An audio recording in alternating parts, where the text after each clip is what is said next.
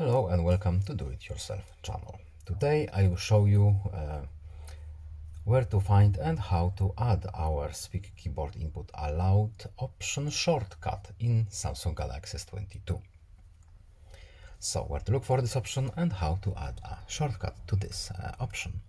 We need to go to Settings, then we are looking for Accessibility menu here, and at the top we have Spoken Assistance.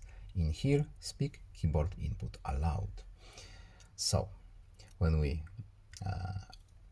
can turn on this option. When we go here, we have Speak Keyboard Aloud Input shortcut.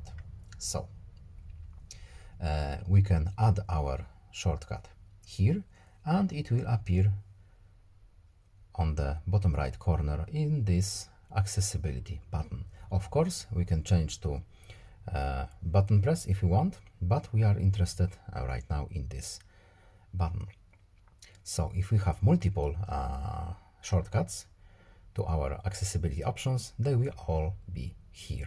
So as you can see, now it's turned on and now it's off. Very easy to do, very useful to have.